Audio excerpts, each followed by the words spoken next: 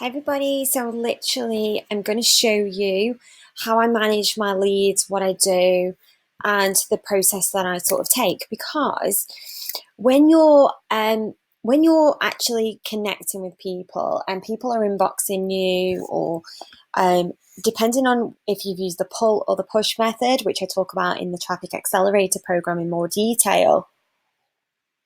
But what we actually need to do is we need to be storing these leads somewhere.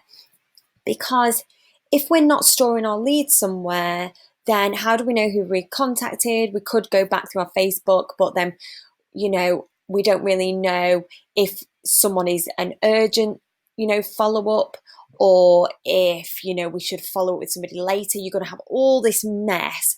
It's not a way to be organized. And I will say, because of my follow up strategy has increased my sales drastically because I have a proper follow up strategy.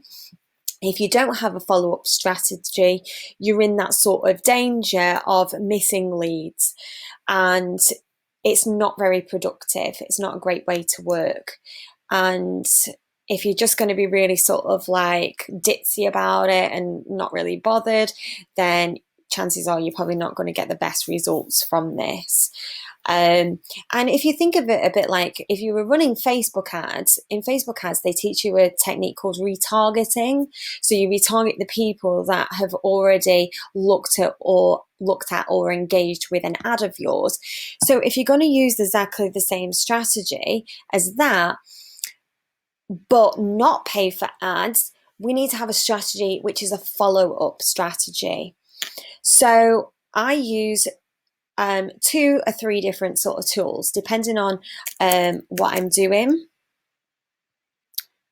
So let me see if I can actually remember my login. Oh no, it's not this one.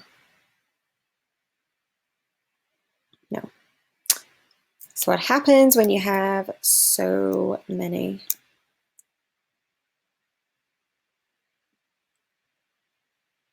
Okay. So this is mine on my partner's board, so some of these things might not be of interest, but here we go. So what I do on Trello is where I store all of my messages that I am going to send to my prospects. And all of my objections are in there as well. So what this means is then when my virtual assistant is called Steph. When my virtual assistant is sending messages, what she needs to be able to do is she needs to be able to just come in here, and rather than typing everything out from scratch, she can just sort of like copy and paste. But what she does in the first message or two is we add bits in to kind of build that sort of rapport with the prospect. So I use Trello for storage, basically. And I bookmark where we're up to in terms of what page we're on. So I might do a search on LinkedIn. I might search for marketing managers or people in the travel sector, and then I filter down, do an advanced search. I might be shown then, say, 500 people, and I'm going to connect with 50 of them each day. There might be 500,000 people, and then we connect down that list. And obviously the next day when I go, I might be on page 10. So I bookmark that page and save that page, because I don't want to have to click at the bottom, page 1, page 2, page 3. I just bookmark the page, we save it, and then we know where to go to the next day, and we just continue and continue and continue. And then I figured out with this particular strategy alone, I would have enough leads for the next 5 years. However, then what we can do, because 5 years will have passed, we can go back to the start. But what you have to remember with this, 5 years might seem like a long time, but it's actually not in the grand scheme of things. And I speak about this quite a lot in the Facebook group. What we don't want to do is we don't want to burn any bridges. We need to get this absolutely spot on, so you can survive on this platform, not just for 5 years, but for the next 15, 20, 30 years, we don't know where LinkedIn's going to go and what's going to happen to it in the future, but we need to ensure that what we're doing now is almost evergreen. And we don't want to kind of realize that we've absolutely made a whole shamble to the first 2,000 people that we can never actually go back. Because from a lot of research that I've done, the chances of getting a second chance with this is just so small. You know what it's like if you've been to a restaurant for the first time and the food is horrible, the waitress is just really rude to you. What are the chances that you're going to go back?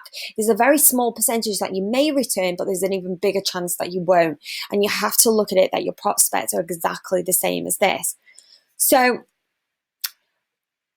I use Trello for my Facebook messages, LinkedIn messages, just so I've got like a bit of a baseline with having to write everything out.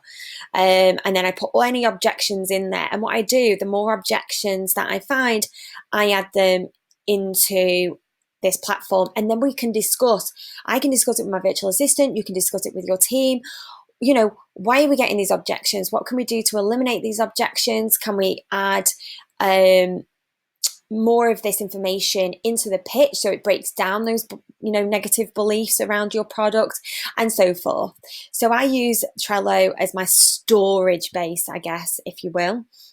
And then I have a couple of other different things. So if I'm making some quick leads on Facebook to do with like LinkedIn or my sales funnel or Facebook or anything like that, sometimes the leads come in a really like vast amount on Facebook. So I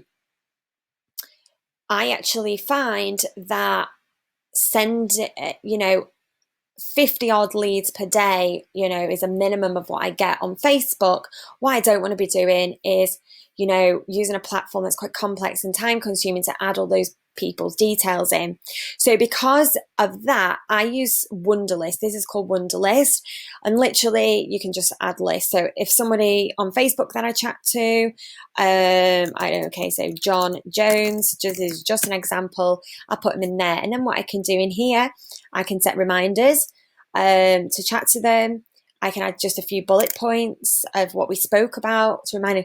And then what I do, which is like really good, is I do that if I feel like they're a bit of a hot prospect, if I feel like, this person might buy from me. And then what you can do here is you can then make sure those ones are your priority. Now, however, on LinkedIn, for my LinkedIn prospects, I like to use a platform called Zoho. Zoho is a great platform. It's free and you can add more details into it. And because I only get 15 to 20, but they're more high ticket items on LinkedIn, then I add them into here. And because you're connecting with so many people on LinkedIn, because you're doing the reach out method on LinkedIn, what I find is things will just get completely lost if I didn't have some sort of strategy to follow up. So I have all of my leads in here, all the contact details, you can follow up with them, and it's a really, really, really great tool to sort of use because you can also set reminders. You can see how many deals you've done, that type of stuff. So I don't put any like costings or anything into here. I literally just use it for storing information. And what's really great about this as well that I like is that you can connect with, and it finds the person's Twitter account as well if they're on Twitter, which means then I can also, when I'm following up, if I don't get a follow-up message on their email, I can tweet them at the same time. So I'm kind of like coming at them from all different angles. And there is always that balance with a follow-up strategy of being too much, but then not doing enough. So you need to find that right balance for you. I usually say between 3 to 7 days, depending on the situation and the person. So if somebody actually wants me to follow up in 2 days' time, I'd follow up in 2 days. But if I don't hear from them, but I think it's like hot off the press and it's really, really going to happen quickly, they need somebody quite urgently to assist them, I might do a three-day follow-up. If they're a little bit more laid back and they don't really know what they're up to, they need a few days to sort things out, I might do a 7-day follow-up. I don't think I'd leave it any longer than 7 days unless they've actually told me, can you please leave it till, this particular date? So this is how I organize leads. You really need to have a follow-up strategy if you're not going to use ads, because remember, ads, we have a retargeting strategy that does it automatically for you, but because you're doing it more manually, you would need to input this. So obviously Wunderlist for me, it takes 5 seconds to enter somebody's name.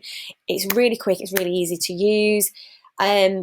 This LinkedIn storage sort of message space, obviously the time to set it up takes a few hours, but once you've done that, you can add to it, you can amend it, all that type of stuff. We're constantly refining the strategy as well. And then on Zoho, I would say it takes a couple of minutes per lead. It does take a little bit longer on Zoho, but if you remember, you're only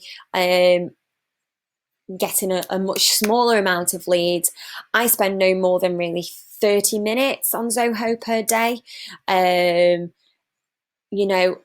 Adding information in, and I might spend 30 minutes actually doing the strategy and following the formula on LinkedIn. So it's an hour of your day to literally not have to spend any money on ads. But once you actually get it and it's working properly, you can then hire somebody to actually do that job for you just for an hour a day, or you can continue to do it yourself. Absolutely fine. And if you've got a product which brings you passive income, like an online course or something like that, then all your time can be spent developing content, building